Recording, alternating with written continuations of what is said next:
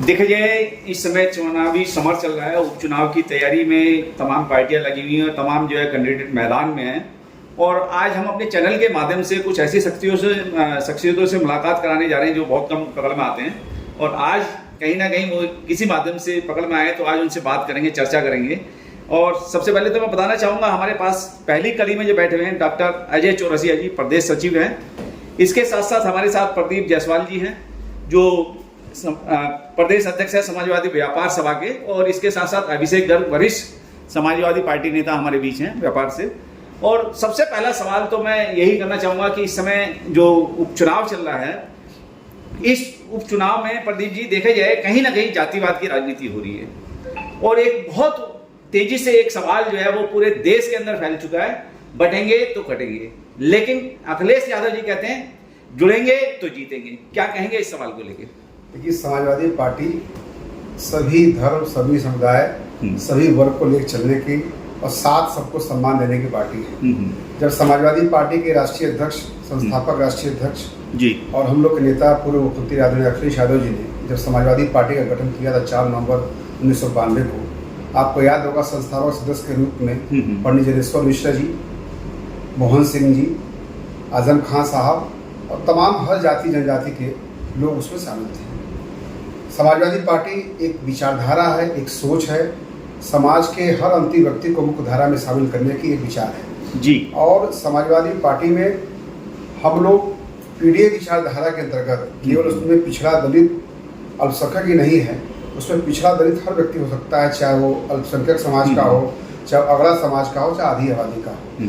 Samajwadi party हर वर्गों के लिए काम करती है। आपने देखा होगा कि समाजवादी पार्टी में जब सरकार थी, जब नेताजी मुख्यमंत्री थे, तो व्यापारी समाज के लिए जो उन्होंने ऐतिहासिक व्यापारी हित में निर्णय लिए, चाहे वो इसी एक्ट की बात की जाए जो आवश्यक वस्तु अधिनियम उसको बोलते हैं, जिसके अंतर्गत हमारा व्यापारी जो अपने प्रतिष्ठान में बैठा रहता था, इंस्पेक्टर अधिकारी आता था, उसके रजिस्टर को चेक करता था, जरा सा भी एक भी अंतर पाता था, कोई कमी पाता था भौतिक स्टॉक से, तो उसको उस धारा में निरुद्ध करके तत्काल जेल भेजा करता था, जिसकी जमानत हाई कोर्ट से 6 महीने पहले नहीं होती थी। उस धारा को स्थिर करने का काम कोई किसने किया है तो नेताजी ने अपने मुख्य कार्य किया। चाहे चुंगी बता हटाने की बात हो, चाहे इंस्पेक्टर राज खत्म करने की बात हो, तमाम ऐसी चीज़ें व्यापारी हित में हुई हैं। आपको बता दें कि समाजवादी पार्टी की जो सरकार थी, इसमें माननीय अखिलेश जी मुख्यमंत्री थे, निःशुल्क व्यापारी दुर्घटना बीमा योजना की शुरुआत समाजवादी पार्टी सरकार में हुई, जिसमें हमारा पंजीकृत व्यापारी, चाहे वो वैट जीएसटी का रहा हो, यदि उसके साथ कोई अकस्मात दुर्घटना मृत्यु हो जाती है तो उसके परिजनों को तत्काल 10 लाख मुहैया देने के काम समाजवादी पार्टी की सरकार में लिए गए। तमाम ऐसे कार्य हैं। लेकिन वर्तमान में जो डबल इंजन की सरकार है, जो अपने आप को व्यापारियों की पार्टी होने का दावा करती है, आज उस सरकार में सबसे ज्यादा यदि कोई परेशान हुआ है, मजबूर हुआ है, लाचार हुआ है, बेबस हुआ है, तो व्यापारी हमारा समाज हुआ है। व्यापारी समाज, आप लॉकडाउन की बात करिए, शासन प्रशासन के निर्देश पर व्यापारी समाज ने अपने जान का परवाह न करते हुए राहत सामग्री बांटने का काम किया लॉकडाउन में। आप नोटबंदी की बात करिए, सबसे ज्यादा उसमें परेशान हमारा व्यापारी समाज है, उसके बहुत से पैसे मार के भूल गए। आप जटिल जीएसटी की बात करिए, सबसे ज्यादा परेशान व्यापारी समाज है। इसलिए व्यापारी समाज ने जिस प्रकार से 2023 लोकसभा चुनाव में ऐतिहासिक समर्थन देकर माननीय अखिलेश यादव जी को अधिक से अधिक सीटों को जिताया, और मेरा विश्वास है कि जिस प्रकार से पूरे उत्तर प्रदेश में, पूरे देश में भाजपा के खिलाफ माहौल बना हुआ, हर व्यक्ति चाहता है कि बदलाव हो।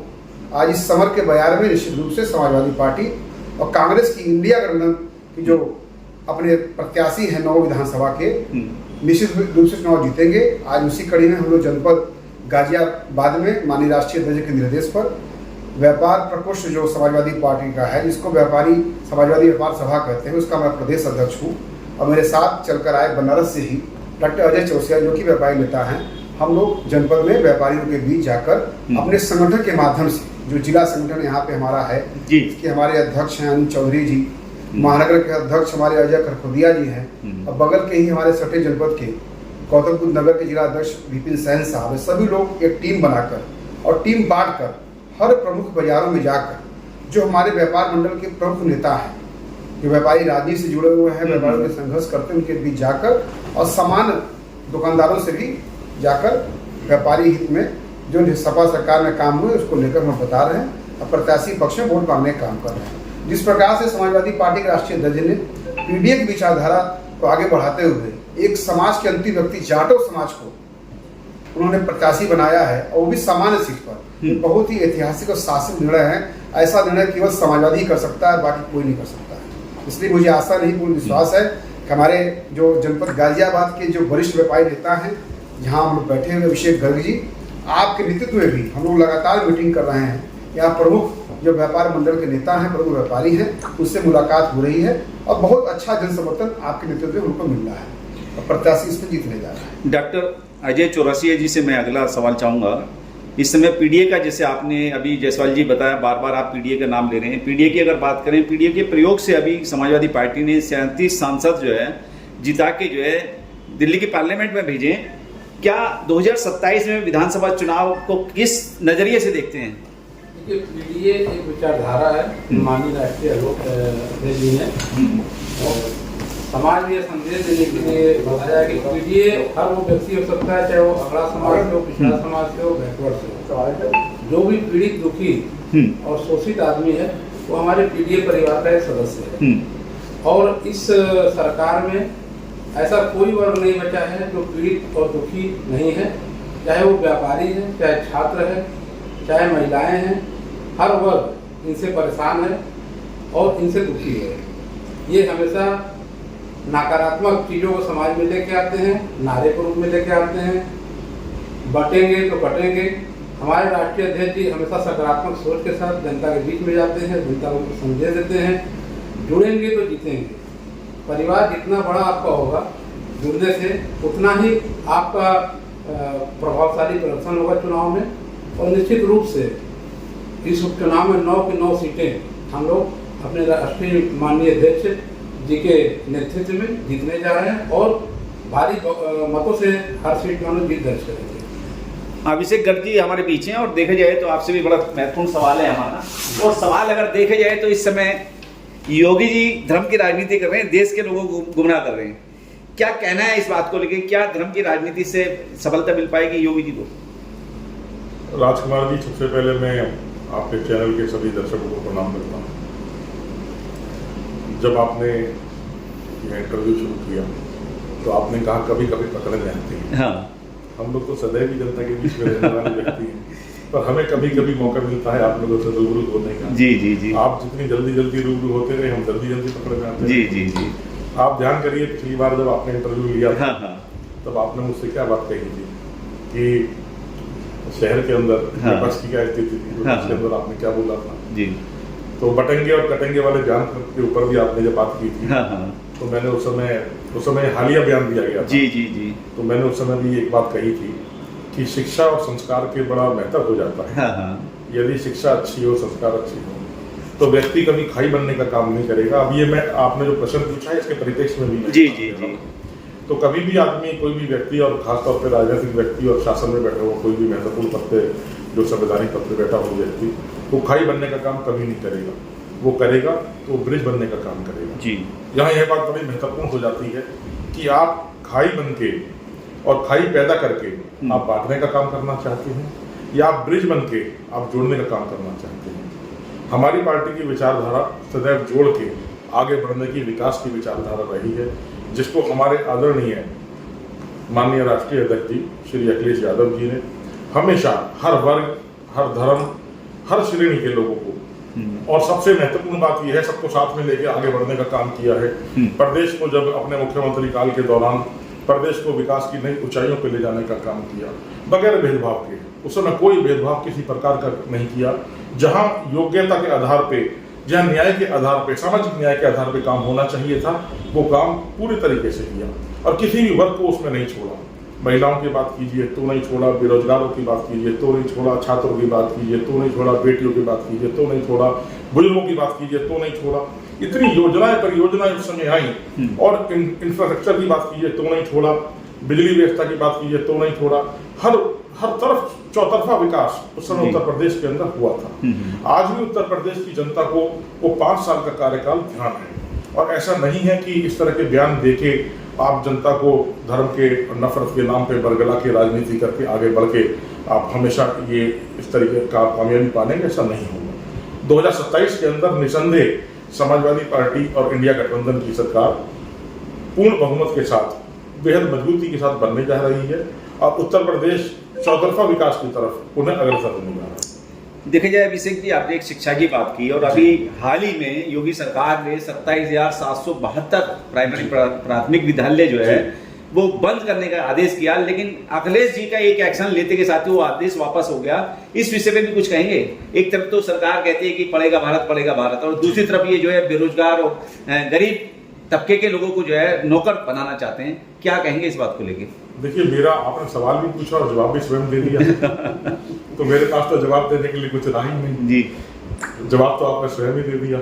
सरकार की मंशा जो है वो आप भी समझ रहे हैं और जनता भी समझ रही है। सरकार की मंशा ये है ही नहीं कि प्रदेश के अंदर अगर प्रदेश का जो बच्चे, जो छात्र हिंदुस्तान का भविष्य है, प्रदेश का भविष्य है, यदि वो बच्चे पढ़ लिख जाएंगे, वो छात्र पढ़ लिख जाएंगे तो वो हर बात के अंदर अंतर करना सीख जाएंगे। जब वो अंतर करना सीख जाएंगे तो उनको यह बात पता चल जाएगी कि कौन उनको मूर्ख बनाने का, वर्गलाने का काम कर रहा है और कौन उनको सही बात कह के प्रदेश को आगे बढ़ाने की बात कर रहा है, उनके भविष्य की बात कर रहा है। तो ये कभी नहीं चाहते कि ये अंतर वो समझ पाए। इसीलिए इनका सदैव ये प्रयास रहेगा कि शिक्षा के क्षेत्र के अंदर शिक्षा का उच्च स्तर, उच्च मानक प्रदेश के अंदर स्थापित न हो पाए, सदैव इनका यही प्रयास रहेगा। तो जो बात आपने कही वो इसी विचारधारा के अंतर्गत इन्होंने इन प्राथमिक विद्यालयों को बंद करने का काम किया।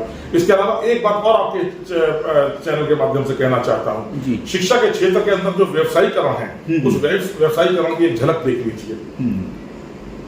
जो व्यवसायीकरण वाले लोग हैं वो जरा उनका एक आकलन करा लीजिए, सर्वे करा लीजिए, कौन से दल के साथ जुड़े हुए हैं और किस विचारधारा के साथ जुड़े हुए हैं, जरा करा लीजिए, आपको पता चल जाएगा कि शिक्षा के क्षेत्र में क्या खिलवाड़ हो रहा है प्रदेश की जनता के साथ, देश की जनता के साथ। प्रदीप जायसवाल जी, एक बड़ा महत्वपूर्ण सवाल है और इस उपचुनाव में देखा जाए कहीं ना कहीं 6 सीट तो पहले ही समाजवादी पार्टी के हिस्से में थी, उसके बाद में 4 सीटों की अगर बात की जाए तो उसकी दौड़ है। लेकिन इस बार गाजियाबाद विधानसभा 56 के अंदर एक ऐतिहासिक परचम लहराने जा रहा है। समाजवादी पार्टी सीट जीतने जा रही है और इसी भय और डर के चलते योगी जी हो या प्रदेश अध्यक्ष हो भाजपा के या अन्य नेताओं, सांसद हो, वो दिन रात डेरा यहाँ गाजियाबाद में डाले हुए। क्या लगता है आपको कि इस बार जब ऐतिहासिक सपा की जीत होगी तो भाजपा वालों का मिथक टूट जाएगा? देखिए, निश्चित रूप से जनता ने वोट बना लिया है और हर समुदाय के लोगों ने, हर गरीब, दुखिया, पीड़ित, शोषित लोग इस सरकार के हर योजनाओं से, हर कार्यों से परेशान हैं। उन्होंने समाजवादी पार्टी इंडिया गठबंधन को वोट देने के मन बना लिया है। इस बात की पूरी एलआईयू उनको रिपोर्ट है कि 9 के 9 सीट समाजवादी पार्टी इंडिया गठबंधन जीतने जा रही है। इसलिए वो पूरा अपनी औकात लगाकर, ताकत लगाकर, सत्ता के दम पर, तन के दम पर वो पूरा चुनाव प्रचार में लगे हैं। उसके बाद भी उनको हताशा निर्णय हाथ लगेगी। जनता ने जब मन बना लिया है तो जनता पक्ष में फैसला समाजवादी पार्टी की करती है।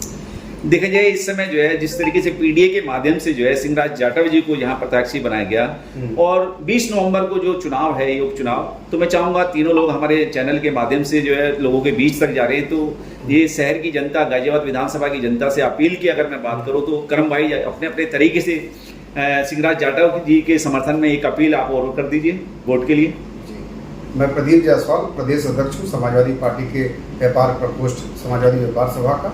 हम लोग सम्मानित जनपद गाजियाबाद के सम्मानित मतदाताओं से, महिलाओं से, बच्चों से, नौजवानों से और खासकर व्यापारियों से अनुरोध करेंगे कि हम आप अपने खून मेहनत की कमाई से इस देश प्रदेश की अर्थव्यवस्था की रीढ़ हड्डी के रूप में स्थापित है। क्या टैक्स देने के बाद हमारा आपका सम्मान उस तरीके से है जो होना चाहिए? नहीं है। हम लोग को हमेशा अपमानित किया जाता है। यहाँ तक कि सरकार का कोई तंत्र हो, चाहे बाट माप विभाग हो, चाहे जीएसटी विभाग हो, चाहे खास सुरक्षा हो, उसके अधिकारी नहीं, कर्मचारी हमको आपको सम्मानित नहीं, बल्कि मैं कहने में कोई बुराई नहीं, चोट की दृष्टि से देखते हैं। और उनके बोलने का लहजा, उनका ढंग जो है वो बहुत अटपटा रहता है। इसलिए आज साथियों, अपने मान सम्मान को ध्यान में रखते हुए और अपने भविष्य जो आने वाले बच्चों का देखते हुए आज निर्णय करने का वक्त मिला है। जिस प्रकार से सामान्य सीट पर समाजवादी पार्टी के सम्मानित राष्ट्रीय अध्यक्ष, उत्तर प्रदेश के पूर्व लोकप्रिय मुख्यमंत्री अखिलेश यादव जी ने सिंहराज जाटव जी को आपके बीच विधायक प्रत्याशी बना के भेजा है। हम लोग आपसे अनुरोध करते हैं, प्रार्थना करते हैं, रिक्वेस्ट करते हैं कि माननीय अखिलेश यादव जी की नीतियों पर विश्वास करते हुए अपने हक के लिए समाजवादी पार्टी के प्रत्याशी को साइकिल चुनाव चिन्ह पर भारी से भारी मत देकर विजयी बनाइए। धन्यवाद। जय हिंद, जय बाबा समाज। जी डॉक्टर मैं साहब। डॉक्टर अजय चौरसिया, प्रदेश सचिव समाजवादी पार्टी। आपके चैनल के माध्यम से गाजियाबाद शहर के सभी सम्मानित मतदाताओं से यह निवेदन करता हूं कि आगामी 20 नवंबर को होने वाले उपचुनाव में समाजवादी पार्टी के प्रत्याशी सिंहराज जाटव जी के मोहर बटन दबाकर, साइकिल के बटन दबाकर उनको भारी से भारी मतों से विजयी बनाकर माननीय राष्ट्रीय अध्यक्ष अखिलेश यादव जी के हाथों को मजबूत करिए, जिसके परिणाम स्वरूप 2027 में हम लोग अपनी सरकार का निर्माण कर सकते हैं। जी अभिषेक जी। मैं गाजियाबाद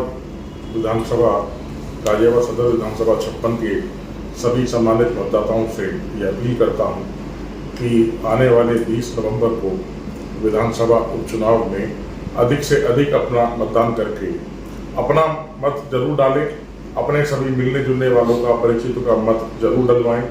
समाजवादी पार्टी के प्रत्याशी भाई सिंहराज जाटव जी के पक्ष में साइकिल के चुनाव चिन्ह पर मतदान जरूर करें और अपने शहर के समुचित विकास के लिए यह मतदान करें और प्रदेश को एक नई ऊंचाइयों पर ले जाने के लिए, नई ऊंचाइयों पर मैं इसलिए कह रहा हूं क्योंकि जब भाई सिंहराज जाटव जी चुनाव जीतेंगे तो यह संदेश 2027 के लिए जाएगा। यह 2027 के चुनावों का लिटमस टेस्ट है।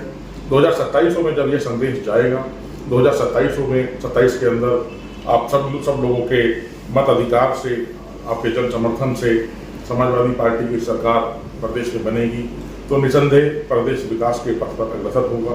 तो उसके लिए अभी इसको तैयारी स्वरूप मानते हुए भाई सिंहराज जाटव जी के पक्ष में 20 नवंबर को आप मतदान जरूर करें, ऐसी मैं आपसे अपील करता हूँ।